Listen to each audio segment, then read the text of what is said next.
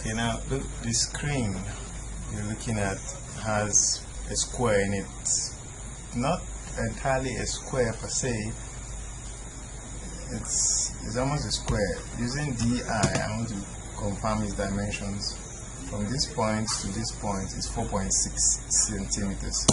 Now I want to repeat it. Let me see its vertical distance. From this point to this point is 4.0. Because using O, hit the space bar, I want to put 1.0.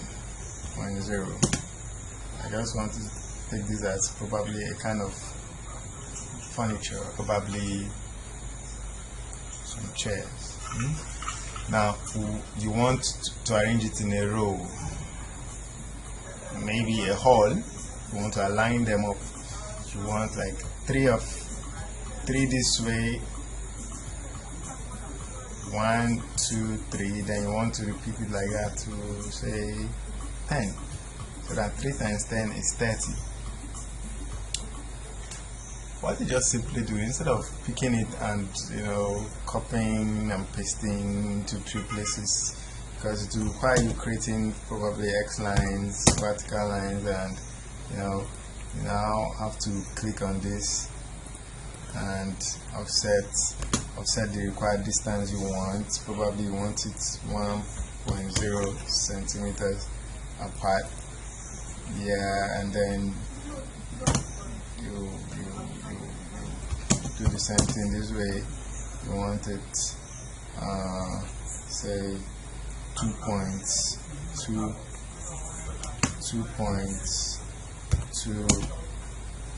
centimeters away, so that you now have to want to start doing this, selecting CP.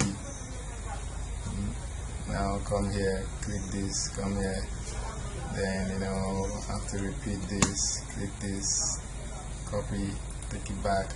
The process can be painstaking, especially if you have plenty of these furnitures to align. So, but this is where this tool called Array under Modify menu, Array, comes very handy. So all you just need to do is this Array pop-up box is here.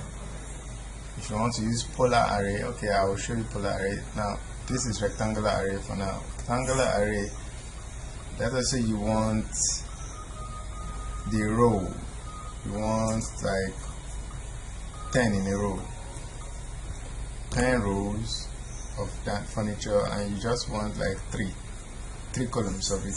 So this is 10 rows, okay, let's say, and 4 columns. If you notice to my side here, a preview of it is shown, see? So you have an idea of what you're about to do. Yeah. So in this case, my object is 4.6. The width is 4.6. Okay, so the object is 4.0 cm this on the side and 4.6 to the width of it. Now we want a spacing. This object in green, we want a spacing of it from its partner 2.2 cm, and to each side we want an offset of 1.0, so that the space in the eye will be 1.0 cm, and behind each desk will be a space of 2.2 cm. This is just a practice, so that I have an idea of how our array is going to be. That will now bring us to this calculation. If I want to take care of the columns, my columns will now be 4.6 plus 1.0. So under the columns box, we'll put in 5.6 cm, so that from one column to the next column of chairs is 5.6 cm. Now the next one is going to be for the row. For the row, from this seat to the next seat is 2.2. But to do that, how AutoCAD recognizes it is it will take the full length of the chair, which is 4.0 plus this 2.2 that we want to include 2.2. So under rows we'll be putting 6.2. For column is 5.6.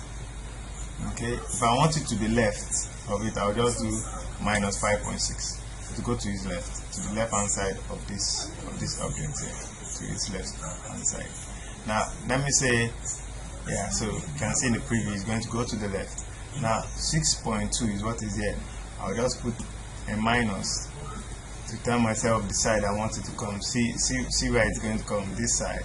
But in this case I actually want it to go the other side, so it's going to go backwards. It's going to go behind the desk, but to the left, behind this object, but to my left hand side. So I'll just select the object, and from this side, with my selection, everything here is highlighted. I click the space bar to exit, to come back to this box, and I click OK.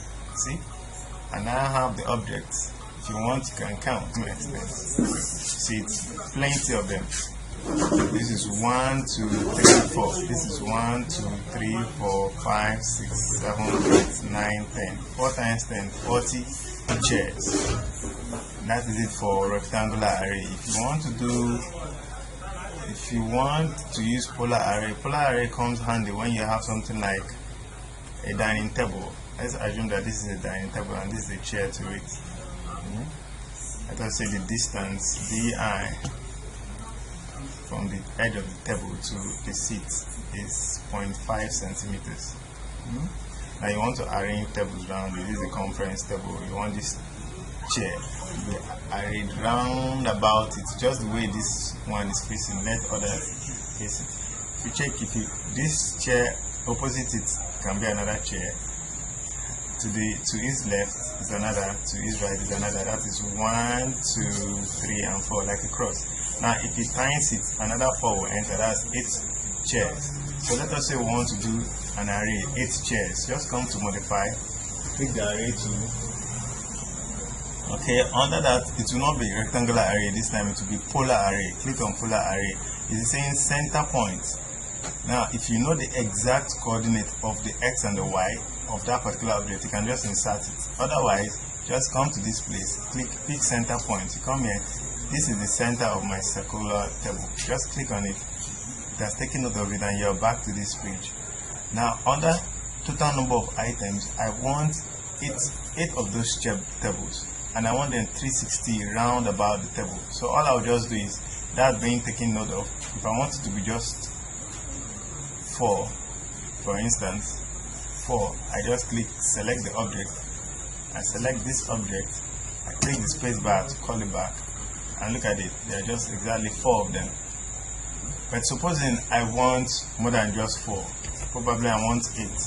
Use the array tool. Now I want, this is my center point, I want them 8.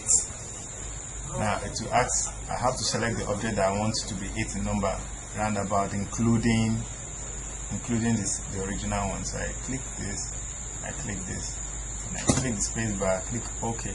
See it, there are 8 of them round about the table. Very easy. Instead of you taking your time, copying and rotating around about. So that is where this tool called array comes very handy. Okay, also take note that this applies to 3D objects. The only difference is, let's say in this case, take note of the objects you want to place in an array. I mean, this is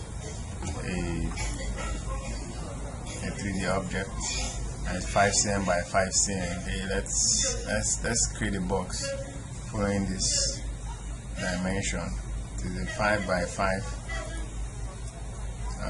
cm block. Then it's asking specify height.